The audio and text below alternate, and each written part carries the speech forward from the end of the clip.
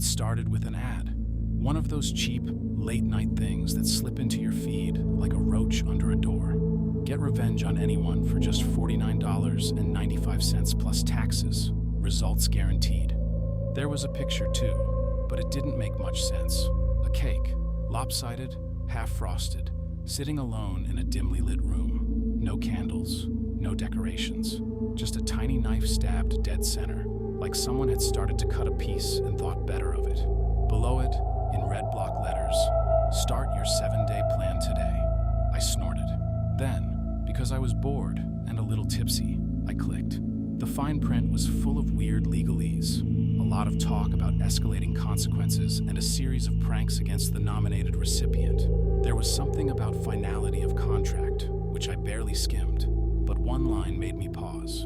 Recipient must be personally known to the sender. This includes in-person acquaintances, direct online communication, or individuals whose written words the sender has read. Strange wording, but I didn't think too hard about it. When I reached the name box, my fingers hovered over the keyboard. It was stupid, silly, but the name came to me instantly. Megan, best friend since high school, or, more accurately, best tormentor. Megan, with her casual cruelty, her oh-so-innocent little jabs.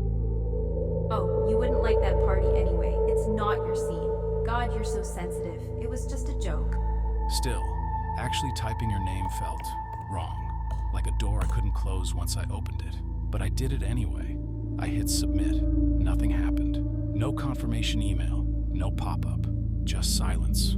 I rolled my eyes and went to bed, convinced I'd just wasted $50. The next day, Megan fell down a flight of stairs between classes. She broke her wrist, sprained her ankle. I heard her telling people she swore someone pushed her, but there was no one there. I laughed. Megan was always dramatic, but later, alone in my dorm, I felt off, like my stomach was made of lead. I did this, didn't I? That was ridiculous. Right, day 2. Megan's car veered off the road. She swore her brakes failed, but the mechanic found nothing wrong. She was shaken, but alive. And me? That lead weight in my stomach got heavier. Day 3. I saw the scratches on her arms. Deep, jagged, ugly. She caught me staring and leaned in close. Her voice was a whisper, barely there. I think I'm losing my mind. For the first time in years, Megan looked afraid. And for the first time ever, I felt sorry for her. Day 4. Someone trashed her dorm. Words scrawled across the walls in jagged black spray paint. Liar. Thief. Her roommates swore the door had been locked all night. Day 5. Megan coughed, then choked, then vomited. Teeth, not her own. Yellowed, broken things. Some cracked down the middle, some missing their roots, like they had been ripped from 100 different mouths. Megan screamed. I almost did too. That night, I sat in the dark, staring at my laptop, shaking. What the hell have I done? Day 6. Megan didn't come to class. When I finally saw her, she was hunched in the common room, rocking back and forth, whispering to things no one else could see. Her hair had turned white in patches. She smelled like meat left too long in the sun. She didn't speak. I don't think she could anymore. Day 7. They found her in the dorm showers, curled in the corner, mouth locked open in a silent scream.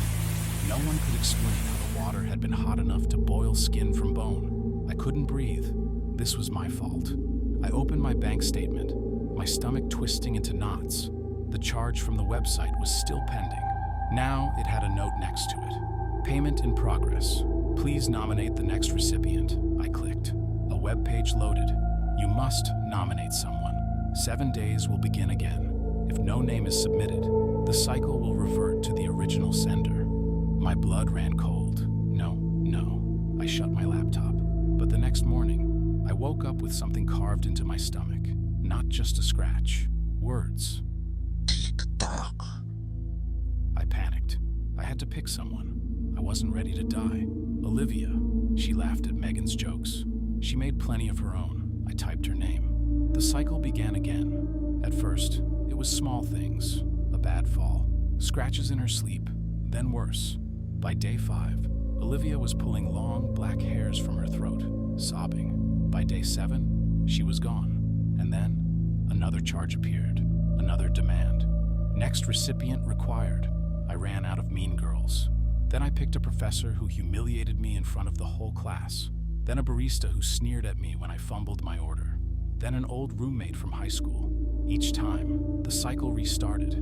Each time, I had to watch as someone unraveled. Teeth falling out, fingers bending backwards, rotting smells that clung to them even after they scrubbed their skin raw. Every death felt heavier. Every choice felt worse.